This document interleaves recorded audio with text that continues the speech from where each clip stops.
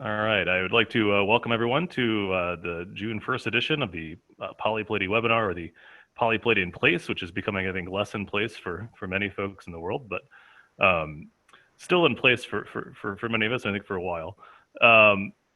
Today we have two speakers, and up first is Dr. Paulina Tomaszewska, who is currently a Marie Curie research fellow at the University of Leicester in the lab of Pat Heslop-Harrison.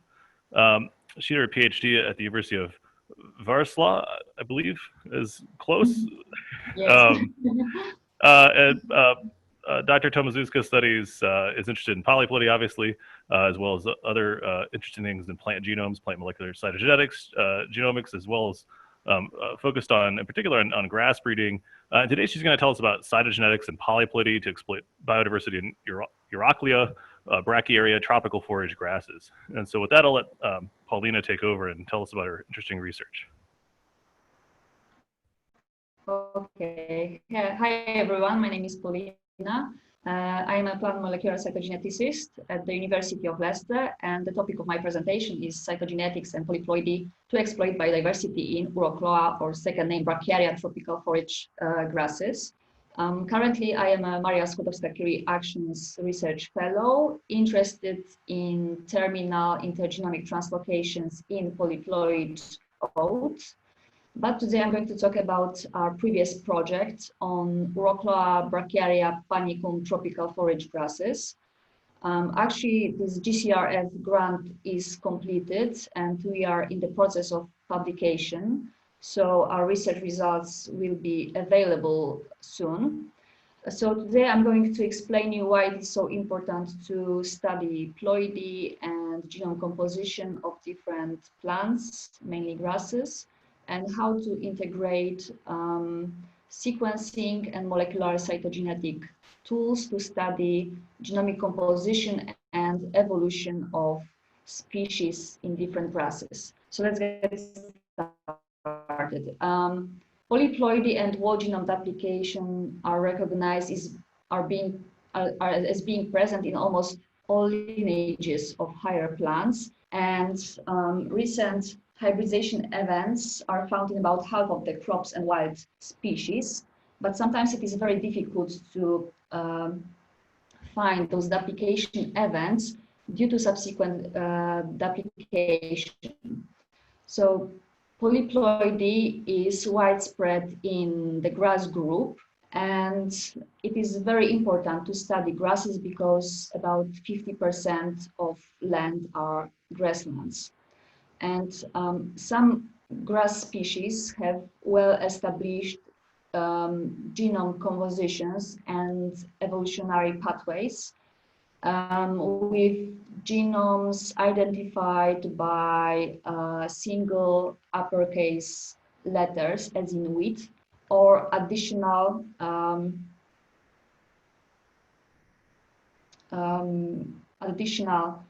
letters in the subscript, as in oat, where diploids can have different subgroups of C or A genomes, which then come together in tetraploids or hexaploids. Genomic in situ hybridization is a very good tool to study genomic composition in different polyploids or hybrids. And here we have a nice example of metaphase from hexaploid oat, where two different probes were used to distinguish different genomes. So genomic DNA extracted from Avena nuda and genomic DNA extracted from diploid Avena eriantha were used to distinguish those genomes, and the genomic composition is AAAACC because chromosomes painted in green and 14 chromosomes painted in red. Genomic in situ hybridization is also very useful to find intergenomic translocations and genomic composition of micronuclei. Here we see different micronuclei extracted from endosperm of oat. And And we can see that the first micronuclei is composed of the B genome. The second micronuclei is composed of A and B genome. And the last one is composed of A, D, and C genomes. So in that way, we can find which genome can be eliminated from nuclei during mitosis. But the situation is not so simple in Urochloa tropical forage grasses. Here I present genomic in situ hybridization of tetraploid Urochloa decumbens. Here we applied two different probes. The first probe is genomic DNA extracted from diploid Brachiaria ruziziensis, and the second probe is genomic DNA extracted from diploid Brachiaria decumbens. As we can see, it's not possible to paint wall chromosomes as shown in oat, and those signals are accumulated in centromeric, pericentromeric regions of chromosomes. And the other problem is that two different probes gave exactly the same number and position of signals. So we cannot distinguish genomes in Urochloa polyploids. So the taxonomy and evolution of Urochloa species was uncertain until now. Our project on Urochloa tropical forage grasses was a collaboration between International Center for Tropical Agriculture in Colombia and UK scientists from University of Leicester, Rothamsted Research, Jargon Institute, Center of Ecology and Hydrology, and also some people from Kew Garden in London supported our research project. And the overall objective of the CIAT breeding program is to increase feed availability in action areas by using climate-smart Urochloa Brachiaria grasses for increased animal productivity and for the generation of extra income for smallholder farmers.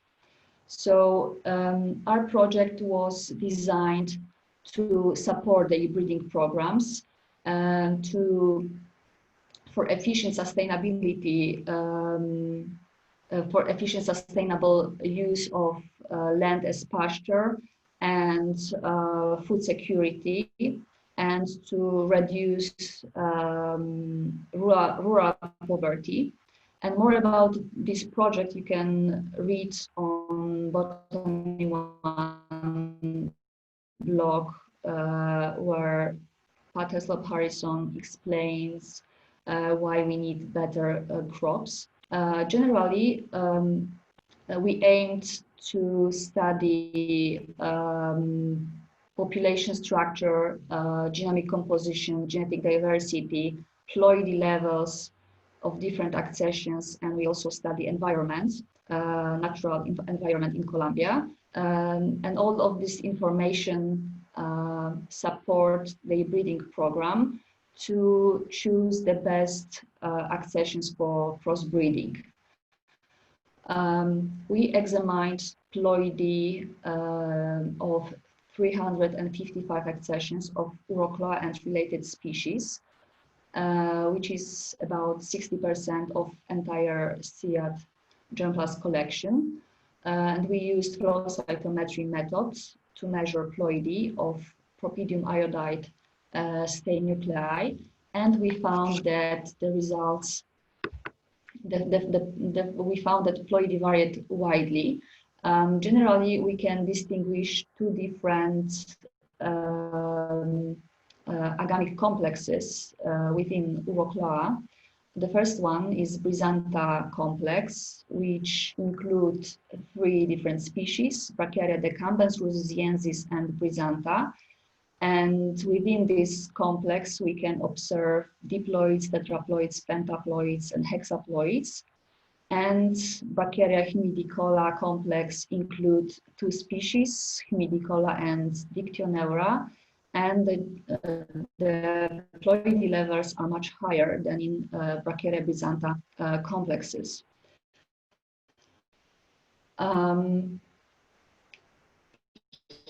Here, I show various levels of ploidy, and the CIAT is interested in 4 different species: Urochloa brizantha, decumbens and ruziziensis, which belong to brizantha complex, and Urochloa humidicola, which belong to humidicola complex. So we screened the germplasm collection to find diploids and tetraploids. And tetraploids are candidates to enrich the diversity of breeding program. And diploids with promising traits could be subjected to ploid applications. CIAT is interested only in 4 species due to their useful traits such as spittlebug resistance or waterlogging resistance. They also look at biomass production. We also look at ploidy and geographical origin of those accessions, because this Brachiaria, brizantha, decumbens, ruziziensis, and humidicola originated from sub-Saharan Africa, and in 1980s, all of these accessions were introduced in Brazil and Colombia to support their breeding programs. As you can see, there is no correlation between ploidy and geographical origin of those accessions. We decided to sequence whole genomes of 9 accessions because, as I explained to you, it is not possible to distinguish genomes using genomic in situ hybridization. So we used K-mer analysis to find genome-specific sequences to distinguish different genomes in polyploids.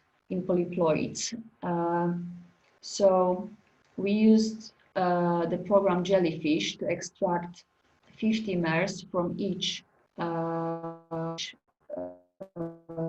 sequenced genome, and then we mapped 50 mer from Urochloa ruziziensis to 50 mers from Urochloa decumbens. Then we looked at unmapped sequences and again mapped those unmapped sequences to 50 mers extracted from Urochloa brizantha. Then again, we look at unmapped sequences and we discarded those sequences with extreme GC ratio, high homology to chloroplast, bacteria, mammal, and rRNA. And then we look at the genome proportion. So all of these sequences, which were highly abundant in only 1 genome, were candidate for genome-specific sequences. So those sequences were used as probes for genomic in situ, for in situ hybridization to check if those sequences are specific for each genomes. So we developed Brachiaria, ruziziensis, decumbens, and brizantha specific probes and used them on chromosomes of different species. And here we see 18 chromosomes of Brachiaria ruziziensis, where Brachiaria ruziziensis specific probe was applied. So we can see 18 signals in centromeric, pericentromeric regions of chromosomes. So it means that the genome, so it means that this probe works, and the genome composition of Urochloa ruziziensis is RR. Then we looked at the genome composition of tetraploid Urochloa decumbens, and we applied 3 different probes, specific for Brachiaria ruziziensis, specific for brizantha, and specific for decumbens. And we found that 2 genomes, 18 chromosomes, belong to Brachiaria ruziziensis, 9 chromosomes belong to brizantha, and 9 chromosomes for decumbens. So the genome composition of tetraploid Urochloa decumbens is RRBD. But as you can see, it is not possible to design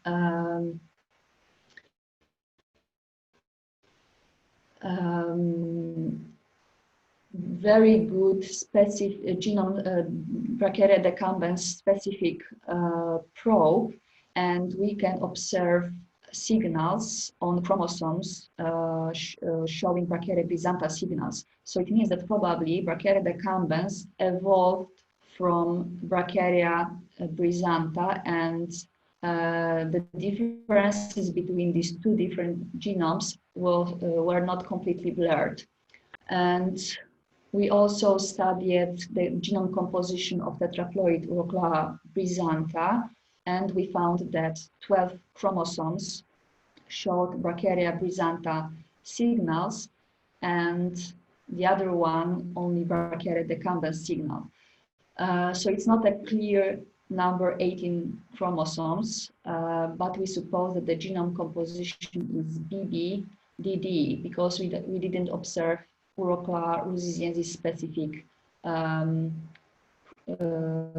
signals on these chromosomes. We also studied genome composition of hexaploid Urochloa brizantha, and we used 3 different probes.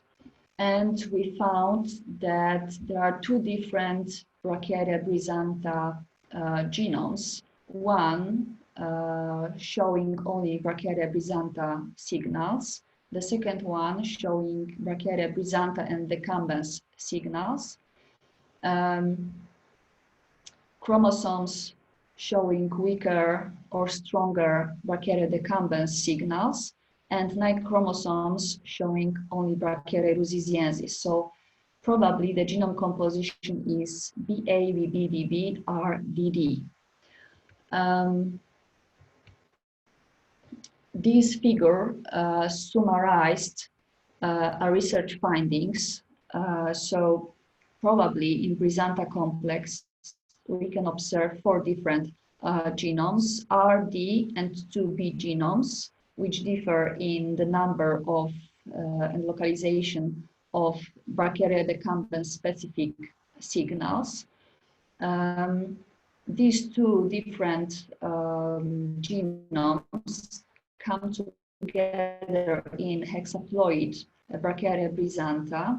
We can also distinguish different genome composition. We observe different accessions of tetraploid decumbens with different genome composition. So probably these 2 chromosomes, which were not painted, came from introgression. We developed a model which show the evolution of Urochloa species.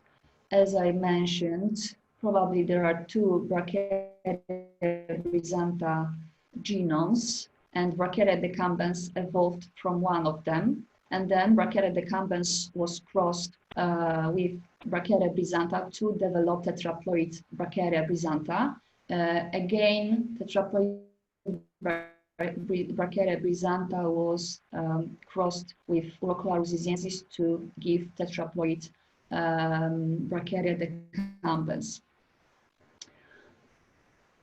We also looked at Urochloa humidicola genomes, and we can distinguish 2 different genomes in hexaploids, but it was not possible to find a second genome in octo or nonaploid. So we hypothesized that different accessions of Brachiaria humidicola can have different genome composition. So hexaploids have X and Y genomes. Heptaploids can have 3 different genomes, and nonaploids have 2 different genomes where the Z genome is not the same as in hexaploids. And in summary, Urochloa tropical forage grasses are important for food security and environment. The ploidy level of accessions is an excessive public journals collection is now known. We aim to show the genome composition and propose evolutionary pathways within the group. and whole genome survey sequence analysis enabled identification of candidate abundant genome-specific repetitive DNA motifs. Molecular cytogenetic analysis to chromosomes of candidate repeats identified the genome origin of all chromosomes in polyploids, including apomictic lines. A model of phylogenetic relationships of the species has been developed, and current work is examining mechanisms of evolutionary divergence along with turnover and homogenization of abundant sequence motifs in the genome, and the results will assist in exploiting the biodiversity in the germplasm for breeding and selection of Urochloa to increase productivity and sustainability. Thank you for your attention. All right, thank you, Paulina. That was a wonderful talk. As usual, we'll let folks submit their questions through the chat box. And if it works out, we might try to have people ask their questions over video and audio if to make this a little more in real life as those questions come in. All right.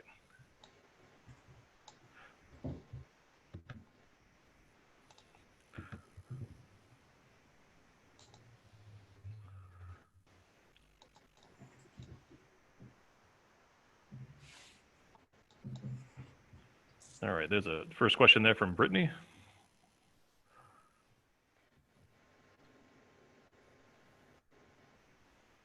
So are we doing video for this? Yes. I think we will try a different format just to make it a little more interactive than we have been. This is where I really would like to try, but let's go ahead and let you ask your question, and you guys can do Well, that. so I apologize if I missed this if you said it, but are the higher ploidal levels all apomictic, or do you find sort of a mixture of sort of sexual and asexual forms? Honestly, for a lot of polyploids, the diploids or the lower ploidal levels tend to be sexual and the higher ones tend to be asexual. So do you find the same pattern in Urochloa? Actually, Urochloa is a mixture of sexual and apomictic accessions, and only few of these accessions produced seeds. So generally, it is very difficult to obtain material for in situ hybridization to study genome composition. So actually, it's a mixture, and those accessions which are apomicts show higher ploidy levels. Okay, cool, thanks. All right, next question from Nicole. Hello, thanks so much for your talk.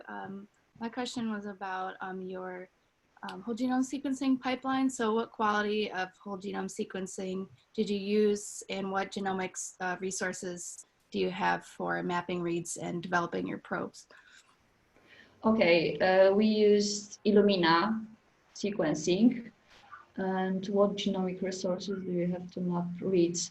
Okay, there is a published genome from Urochloa ruziziensis, and we used this as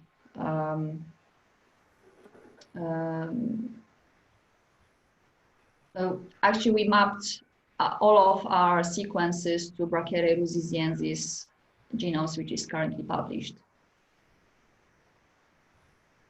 So sorry, just to follow up, what kind of depth did you have for your like coverage, and did you have for your whole genome sequencing? Sorry, can you repeat? What sequencing depth did you have for your whole genome sequencing? Sorry, I can't hear you. Sorry, what was the genome sequencing depth?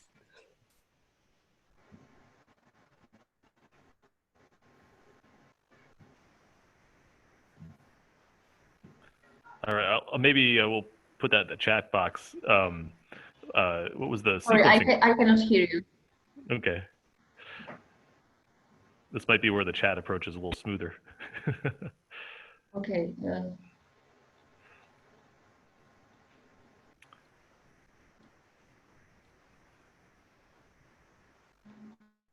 Is the ploidy variation the apomictic accessions, or all have high ploidy level? Yes, there is. We can find different ploidies within apomictic accessions, but as I said, it is very difficult to study genome composition of apomicts because we don't have seeds to germinate them and prepare chromosome spreads. So actually, there are a lot of work, and the taxonomy of this group is poor, even if we design all of these probes and find some genome differences within genome. Yeah. Next question there from Tony Heitkamp. Yes, it was a great. I was wondering if there are more diploid species available still alive with parental to the analyzed polyploids. I have missed this. Okay, there are only few diploids from Brachiaria decumbens and brizantha. As I remember, there are only two accessions, sexual accessions from Brachiaria brizantha, and only few sexual accessions from decumbens. But Brachiaria ruziziensis is a diploid species, so all of these accessions are diploids.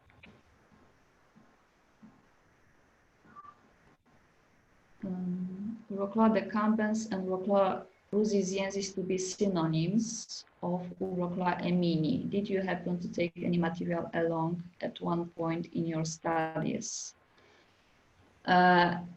Last time I read this publication about Urochloa emini, but I think that that is the better question for taxonomists, because there is a problem to name all of these accessions and species.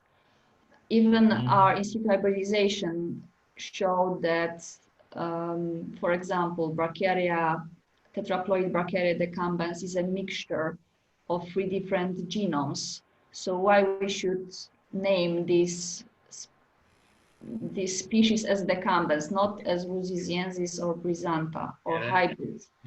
So that is a good question. Damn straight.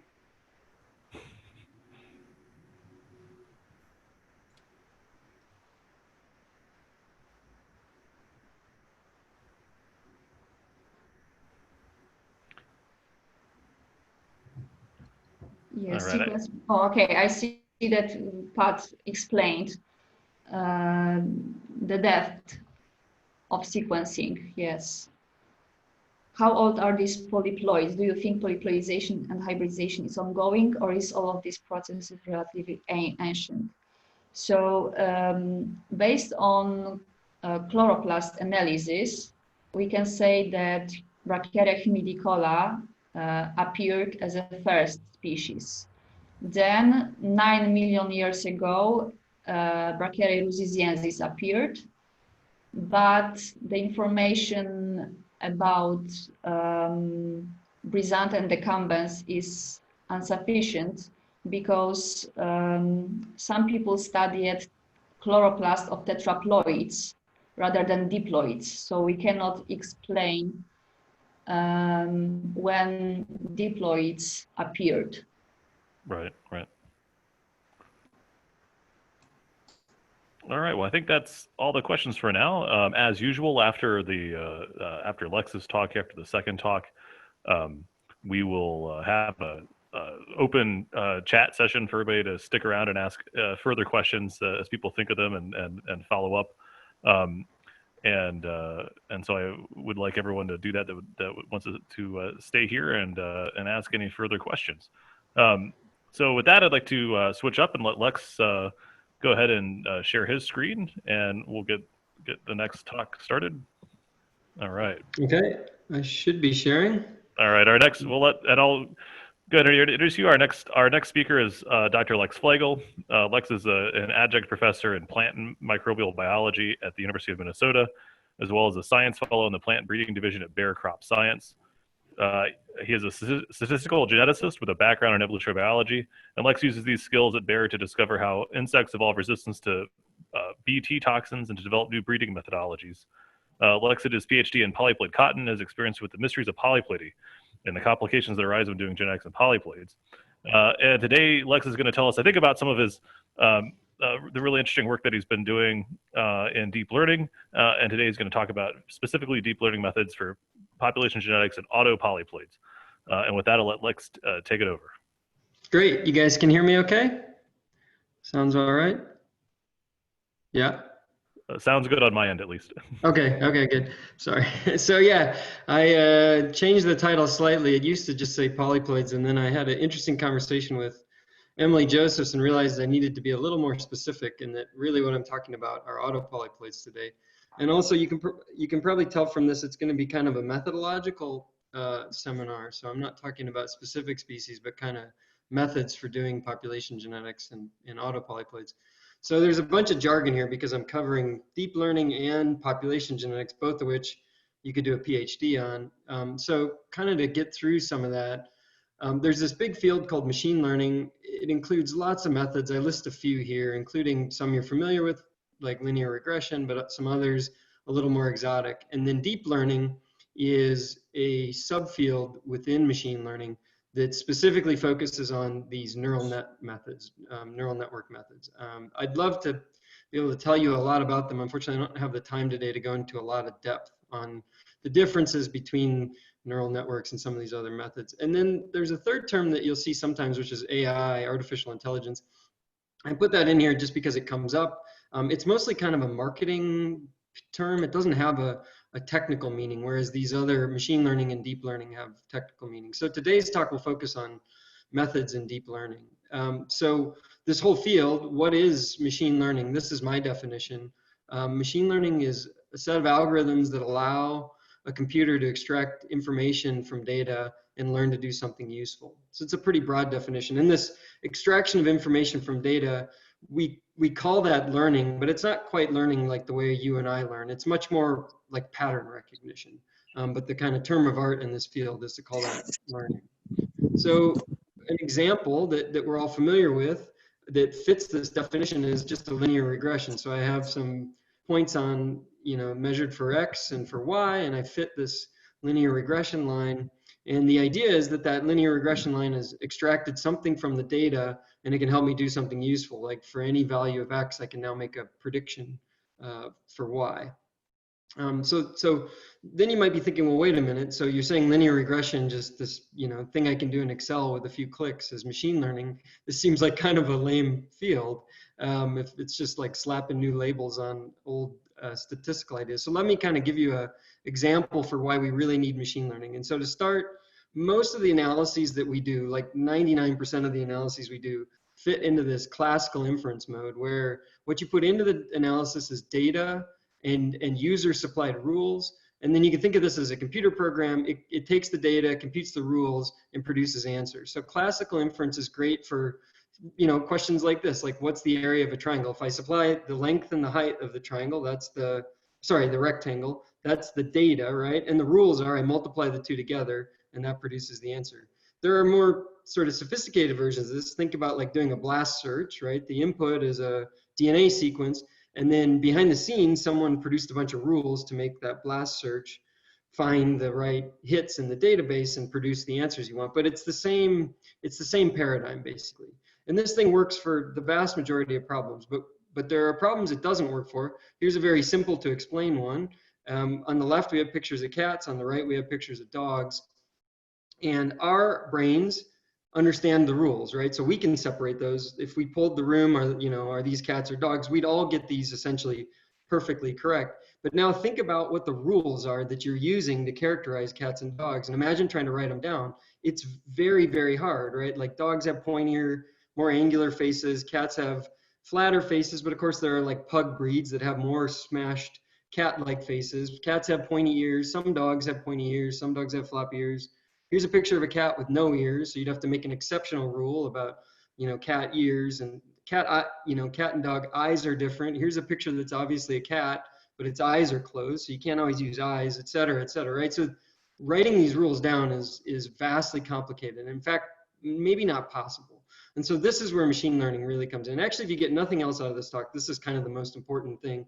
We just flip the rules and the answers. So under machine learning inference, what we do instead is we have data and we supply answers. So someone would write down, this is a picture of a cat, this is a picture of a dog. And we would supply the machine learning algorithm with these data and the corresponding answers, and it would invent the rules. So it's learning these complex rules. Now, once we have a well-trained, this is called training. So once we have a well-trained machine learning algorithm, we can pop those rules back up here and we can do classic inference with it. So we sort of switch modes back to classic mode. And basically we offload to the computer this tricky problem of writing down the rules for us. I'm sorry, I have a package. So that's a little bit about machine learning. Now let me switch gears and kind of teeing up a little bit about machine learning. Let me switch gears now to population genetics and autopolyploids and try to give you a motivating question for this. So if you have experience with population genetics, one of the things you'll know is it's like a 100-plus-year-old field that has largely ignored anything with a ploidy greater than a diploid. And there's a real simple reason for that. It's because the math gets really hard. So autotetraploids or autohexaploids are really hard to do popgen on for mathematical reasons. And we'll get a little bit into that. But there are really interesting questions, popgen questions in autopolyploids. So one that occurred to me is kind of based off Kirsten Bombley's work. When you go from diploidy to say autotetraploidy, how does that influence the population recombination rate? So does recombination change when you have a autotetraploid? And so let me define this term a little bit because we'll be talking about it some more. So the population recombination rate, you can think of it just like mutation rate, right? So over evolutionary time in a population, mutations like SNPs accumulate. In the same way, recombination events accumulate between haplotypes. And so when we want to infer a SNP, it's pretty easy, right? We sequence the genome and we look and see if there's site differences. To infer recombinations is a little bit trickier, but people have been doing this for decades. And here's an example of one way people did this in the past. It's called the 4-gamete test. So I have two adjacent SNPs, SNP1 and SNP2. SNP1's an AT SNP, SNP2 is a CG SNP. And the test is real simple. Basically, if you see all four possible linked haplotypes, so the A with the C, the T with the G, the A with the G, and the T with the C, that implies one of two things must have happened in the history of those two SNPs. One is that there was a recombination event between them in the population. The second one is that a double mutation occurred. So for example, the A mutation occurred twice, once on the C background and once on the G background. Typically that double mutation thing is rare enough that we can exclude it, or we can try to compute what it should be and sort of subtract it off. But long story short, we can infer historical recombination events by using something like the 4-gamete test. The field has moved on considerably. There are more sophisticated methods now, but just to give you a sense of what we have to do to measure historical recombination in a genome of a population of individuals. And then what does this look like? So here's some human data just to kind of set this up, and it's really interesting. So on top we have Africans, in the middle we have Europeans, and on the bottom we have Chinese. And you can just sort of look along this chromosome. This is the recombination rate, and you see here's a spike in Africans that's much more, smaller in non-African populations and so on.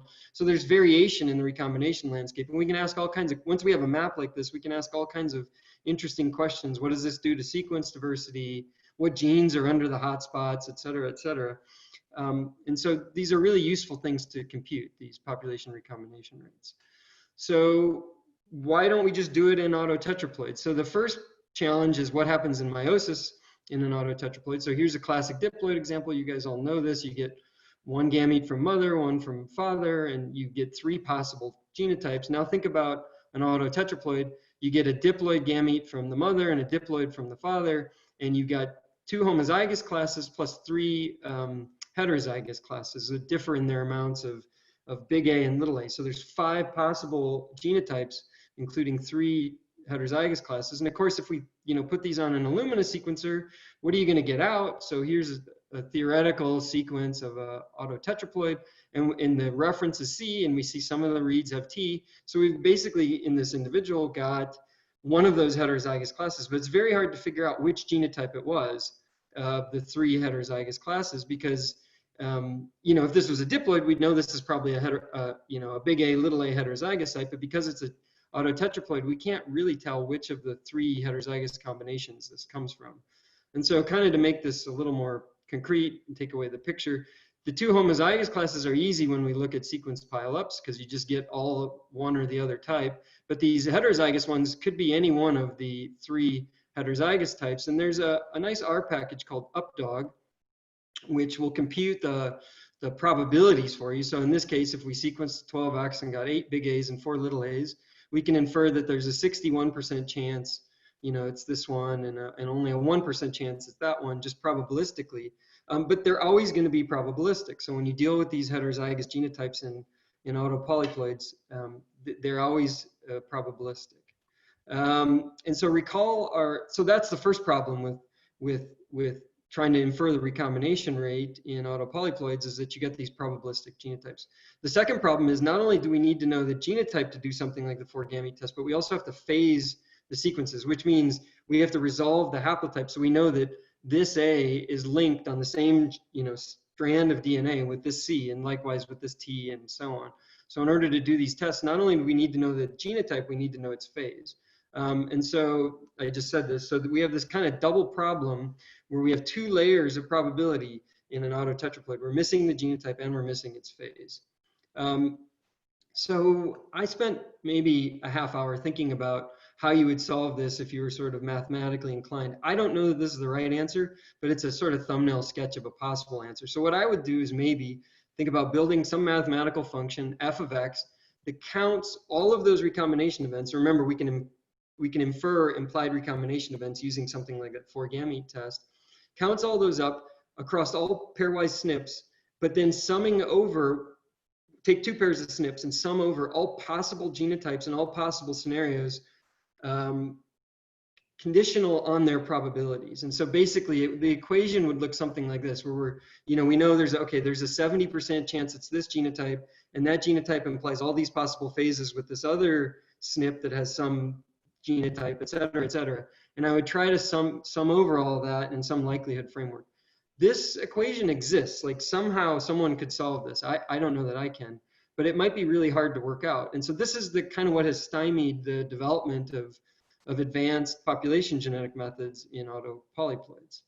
And so this is where deep learning comes in. So the cool thing about deep learning is that they're what's known technically as universal function approximators. And what that means is that with appropriate training data, deep learning techniques can approximate any continuous function. I put some stars around any because there's some mathematical caveats to that, but they're really relatively minor. And so imagine this blue line is a mathematical function, and the red line is a deep learning neural net that's been trained to approximate it. It can achieve some arbitrary level of precision for, closely hugging that blue line by using better training data and better deep learning methods. And so you can approximate that curve without, the cool thing is, and this is kind of the punchline, you can approximate a mathematical function without ever knowing what it is, right? As long as you have appropriate input data and appropriate answers, you don't have to know what the math is. And in population genetics, we can do simulations that will produce the input training data with the appropriate answers, even if we can't work out the math. So we can use deep learning to solve these hard problems in population genetics, even without ever writing down the equation. And so kind of looping this all back to what I said earlier about the cat and dog pictures, it's actually the same thing. So what I was calling rules earlier is this f of x. It's that function that counts up all the recombination events across all the genotypes and phases. And so just like with the cat and dog pictures, what we want to do is we want to make pictures of polyploid genome configurations, and we want our deep learning algorithm to learn these rules for what the recombination rate is.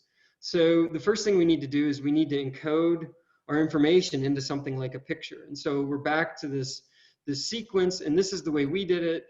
What we did is basically we said, okay, the C allele here is the ancestral allele. You could do it other ways. You could use the minor allele or something like that. But in our case, we chose to use the ancestral allele. So this is one individual, and we've counted in this individual 7 Cs. And the derived allele is T. We've counted 8 Ts. And what we're going to do is we're going to write down for the first individual in the first SNP site, which is this SNP, we're going to write down the frequency of the derived allele. So in this case, in this matrix, we're going to put in the number 0.533. 8 over 15. And then we move to the next SNP in that same individual, or the next individual for the same SNP, and we keep writing down these derived allele frequencies until we fill this matrix. And you get this funky kind of barcode looking matrix like this. So this is 12 individuals on the rows and 350 SNPs on the columns. And so the derived allele here is little a, and that's white. So when you get pure white, that means 100% derived allele. When you get pure black, that means 100% ancestral, which is the big A. And when you get gray, that means that it's one of those three heterozygous genotypes, and basically it's corresponding to so if it's right in the middle gray, 50-50, then it's the highest probability that it's this type. And when it's like lighter gray or darker gray, you get the other two colors, but they overlap. They sort of probabilistically bleed into one another. And so when we simulated this data like this under expectation of 25x genome coverage, so we're looking at frequencies measured from about 25x coverage of all the sites. And just kind of a note about this matrix is that the coverage information gets lost because we're looking at the frequency. And also we don't have any information about genotype and phase because, as I said, those are sort of, those are missing when you look at the sequence pileup of an autotetraploid. But the cool thing is this is a picture, right? So we can use deep learning methods that work on pictures. It's a funny picture. It's not a cat or a dog, but there's lots of information encoded in this picture. And the hope is that the deep learning approach can extract that information out and learn what the recombination rate is. So we simulated these under different recombination rates. So there's some number that characterizes the rate of recombination that occurred in this sequence. And we simulated hundreds of thousands of these with different rates of recombination. And we trained the deep learning algorithm to learn the rate. And this is as deep as we're going to get into the deep learning algorithm. You can read more about it in our paper here. But it takes that barcode looking image as an input, goes through these things called convolutional layers, and then finally an output layer where it guesses the recombination rate. I'm sorry I can't really do this justice, but you can read more about these things online. But basically we use a basic image recognition algorithm. So this is what we want the neural net to learn, some function that takes in a picture and it approximates whatever this math is that we're never going to solve, or at least I'm never going to solve, and guesses what the recombination rate is from a picture. So by doing this, by simulating this training data, we're offloading all that math to the computer and we're letting a neural net, which is a universal function approximator, just approximate that math. And so I'm jumping all the way to the end and kind of the punchline here. So this is the cool part on the left. So what we did is we trained on 200,000 of these simulated inputs, and then we made another 7,500 inputs that the neural net never saw, and we asked it to evaluate those after it was trained. And so on the x-axis is the real row value. Row is the PopGen jargon for the population recombination rate. So this is the true value, and this is the guess that the neural network made on this unseen training data. So there's 7,500 little points here.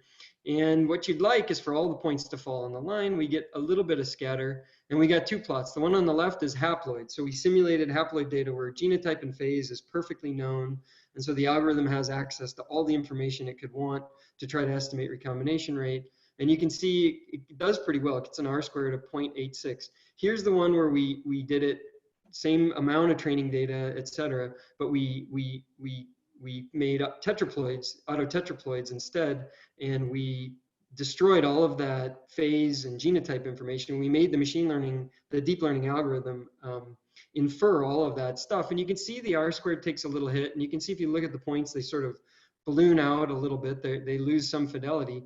But I think for a lot of problems, an R-squared of 0.83 is pretty good, especially when you juxtapose that to not having any solution, right? And so the other kind of caveat, the other thing I want to say here is this result on the left is comparable to a program called LDHAT, which is sort of the state of the art for inferring ancestral recombination rates or population recombination rates. So what we're getting is near state of the art by using deep learning for this problem that hasn't really been addressed any other way.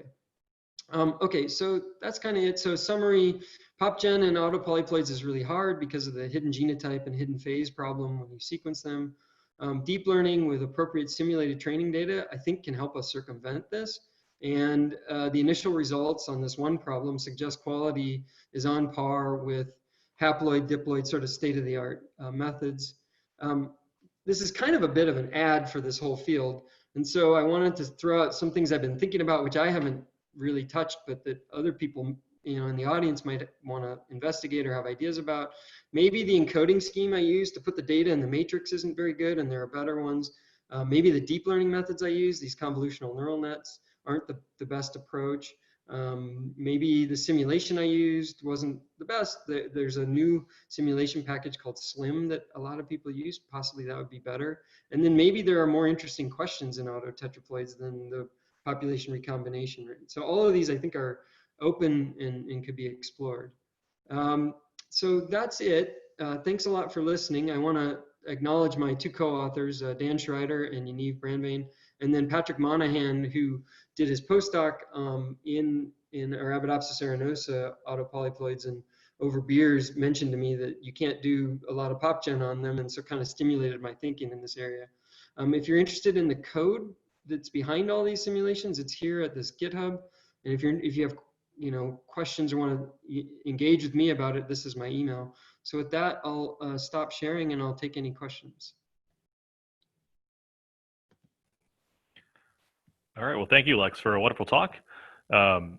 As usual, we'll let some questions come in. I think there's already one here on chat, and we could try to do this again with letting people ask their questions. So maybe we'll start out that way and let Acer go ahead and ask his questions. Sure, let's see if this works. Awesome talk, Lex. That's super cool. I was just curious about the pictures, the barcode pictures. Was there a particular reason for that, or is it that just like a convention in the neural network field? Yeah, why we made the SNPs into pictures like that? Yeah, rather than just the numbers. They're really just numerical. It's really a numerical matrix, just like any other picture. They're just matrices and numbers. The pictures are actually for us to, it's more for a human visualization. The deep learning algorithm, you're actually just feeding it matrices. Okay, got it. Yeah, and same with a cat picture. It's actually just a matrix of numbers. Makes sense. Thank you. Sure. Yeah, and I have a bad habit of doing that, of saying picture, using the terminology a little loosely. So I probably made that more complicated than it needs to be. All right, next question here from Casey Pham. We'll let Casey go ahead and pop on here if she wants to ask that. Hi, can you hear me? Yeah. Yes. All right, great. Really interesting talk. So for those last plots, were the simulated row, or I mean, were data simulated evenly over all of the row values, like the actual row values? No, in fact, what we did is we simulated them on some sort of an exponential decay distribution. And I don't know if this was a good idea or not, but that's how we did it. So in real data, if you look across the genome, most recombination rates are low, and then there's a long tail of high hotspots in genomes. And so we tried to assimilate the training data like that to make it sort of biologically realistic. And so if you noticed on those plots, there was a cluster of points near the bottom, and then there were fewer kind of as it sort of ballooned out. And so that's how we did it. Maybe if we were to do it again, we would throw out the biological reality part and focus more on covering the space better. I don't know, but yeah, they weren't uniform. They fit this kind of L-shaped curve, I guess, where most of them were low recombination rate. Okay, that makes sense. So do you think that's why all of your points ballooned outwards at the end there? Yeah, exactly. You're basically, when you do that, because of the high number of training data, the large amount of training data that's in the low end, you're kind of telling the deep learning algorithm, hey, focus on this low end because that's where most of the data is, so get that right. And you're kind of telling it, don't worry so much about the higher end. I think there's also a property that's just inherent in all of these inferences that as the value gets larger, the variance around the estimate gets larger too. So I think it balloons out. I think it's going to balloon out anyway, but I think we might have exacerbated it by telling it basically focus on the low end. If you were to do this in a real biological situation, then that might be the thing to do, because you can probably guess that your real data is going to be that kind of L-shaped distribution too, because most species are. Okay, thanks. It's interesting, yeah. Next there is Tony Heitkamp. So, hi, thank you for your talk and also for guiding us through.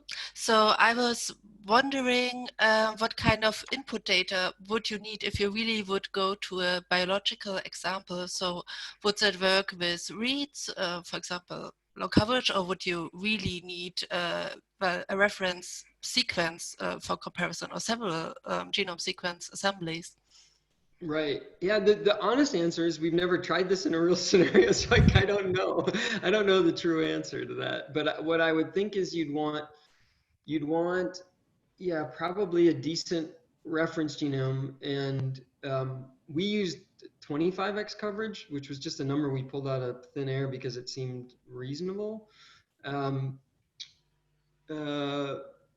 could simulate lower. So one thing you could do is simulate, 5x, 10x, whatever, simulate lower training data and see where the deep learning, method starts to fall apart, basically. And you could pick your sequence coverage based on some simulations where you learn, how much you need. I'm assuming the accuracy sort of asymptotes, and you could pick a point that's sort of the best point on that. That might be one interesting way to do it. The other thing is, like, if you have issues with your reference genome, you could think about, and I haven't done this, you could think about manipulating your simulation so that they also have those issues. So maybe you have errors in your reference assembly. Maybe you can manipulate your simulation so they have sort of encoded in them reference assembly errors and stuff like that, and you could see how bad that hurts the deep learning algorithm, the accuracy, basically.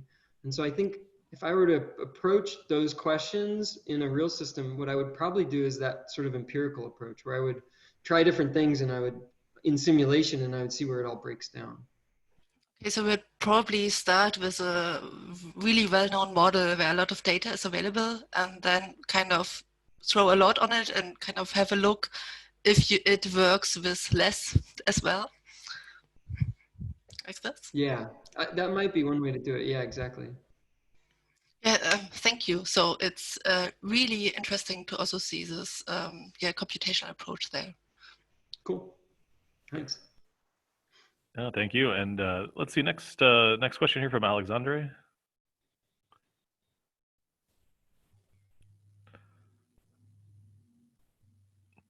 Maybe you just take it from the chat there. Have you tested networks without convolutional operations, and how did you select your network architecture? Right.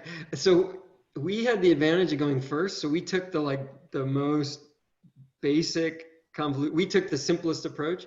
And we basically, I mean me and my co-authors, we basically stole some methods from image recognition. The field has moved on.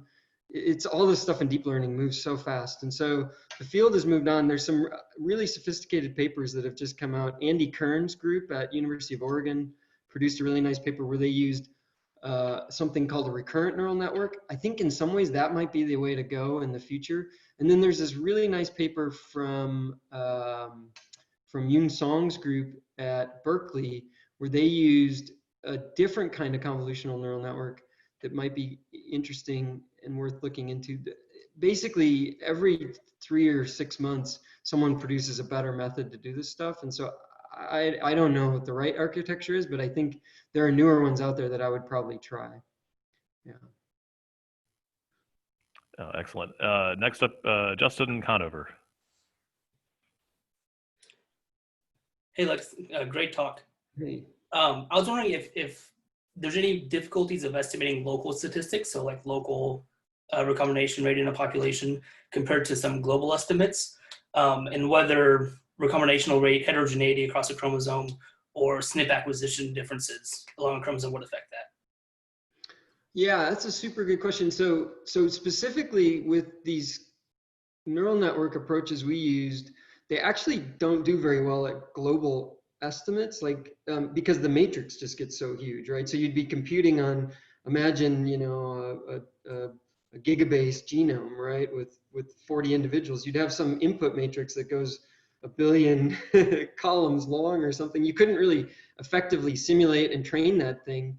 And so our neural network methods are, one of their limitations is they're really like little snapshots in the genome. That's about all, you can, the matrix I showed you was, I think, 325 SNPs or something like that. That's about as big as I don't know, you can get bigger, but if you get much bigger, the computational burden becomes unmanageable. So I don't know if that answers your question, but at least gives a partial answer that these methods aren't going to work well. At least the ones we developed aren't going to work well for global estimates. Yeah. What about the differences in like SNP frequencies along a chromosome? So if you have an area that has a lot of SNPs. Oh, I see what you're saying. Yeah. So if you have high diversity or low diversity kind of things. Right. Yeah. Oh, that's a really good question. I wish I had a good answer. So I think that's a generic kind of problem for these population recombination estimates, right? So if you have no SNPs, there's no way to see recombination, so you can't count it up basically. And there's, you know what I think it boils down to, and I could be a little off on this, is basically it's the ratio of the population mutation rate to the ratio of the population recombination rate. And so so it's the rate of new SNP production versus the rate of recombination. And when one greatly outpaces the other, so when the rate of recombination greatly outpaces the rate of new SNP production, you just miss all of those recombinants basically, right? You can't see them because there's no SNPs that could tag them. And so there's a I don't know if that's answering your question entirely either, but yeah. Yeah. Thank you. Sure. All right. And finally here, Brittany Sutherland. And I think that'll wrap up the questions for the official sort of version. Great. Alex, nice talk. Hi. The question that I had was basically, you stipulated at the very beginning of your talk that we're talking about autos here. But it seems like this approach should work for allos too. So is it just that, using this approach for allo, since there's sort of other methods that work well, in a lot of cases, allo sort of act like diploids anyway. So is this, basically just killing a fly with a sledgehammer, or, are there actual problems with trying to analyze allo? Yeah, no, I think you got it right. So what I would say is, yeah, I should have maybe specified this. I think you totally got it right. Allos, for the most part, act like diploids from a PopGen perspective. The neat thing, the challenge with allos is actually a bioinformatic challenge of separating the homeologs, right? It's not an inference problem. The problem with autos is really an inference problem at its core. It's a mathematical kind of problem and not a bioinformatics challenge. The caveat with allos, which maybe you could do with deep learning, is that they undergo, there's a lot of evidence in different allos that they undergo interchromosomal recombination to gene conversion, really.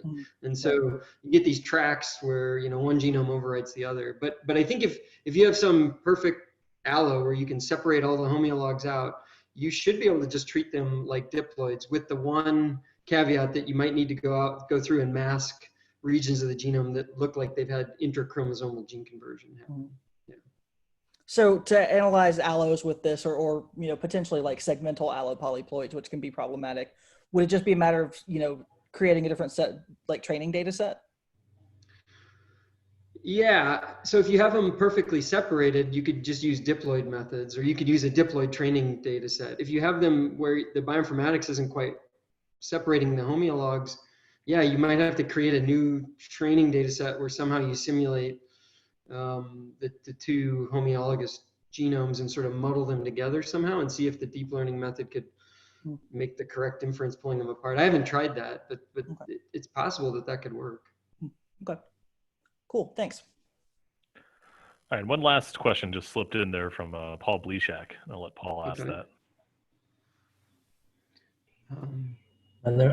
So great talk, Lex.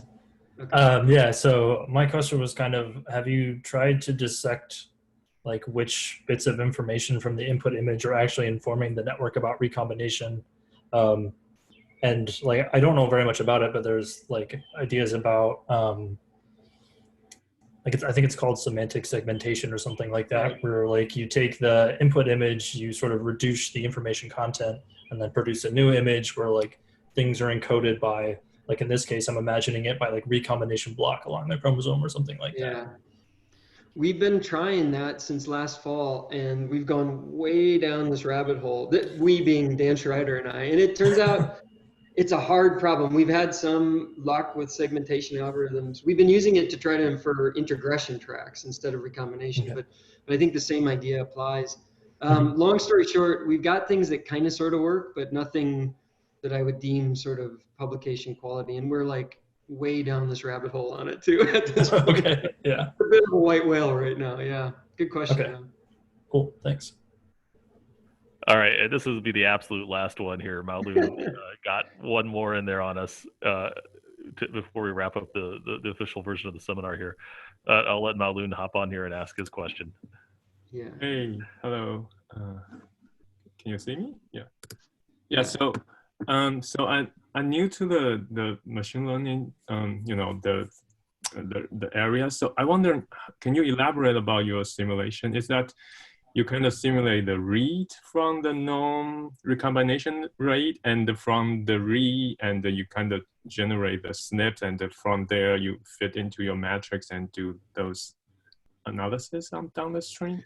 Yeah, sort of. We did something a little bit sneaky. We simulated haploid genomes using a coalescence simulation called MS, where you have perfect information. And then we randomly paired 4 sets of haploid genomes together to give a tetraploid. And there's some, I don't want to go into this too much. There's a paper by Wakely and Arnold that says that you can do that as long as the effective population size is sufficiently large, because haploids don't exactly behave like tetraploids. But if the population size is big, you can get away with it. So we kind of used this trick where we made haploids, put them together, so we knew exactly what they should, that we put them together, and then off of that synthetic tetraploid we created from the simulation, we then generated sequences basically off of that tetraploid with the appropriate levels of uncertainty about those heterozygous genotypes for 25x coverage. I don't know if that answers your question. Yeah, but we did kind of a sneaky thing. And it's all documented in the paper. Okay, great. Thank you. Sure. All right. Well, thank you, Lex, and thank you, Paulina, for 2 wonderful talks this morning. And for those of you that are looking forward, we'll have our next webinar series here in 2 weeks, as usual.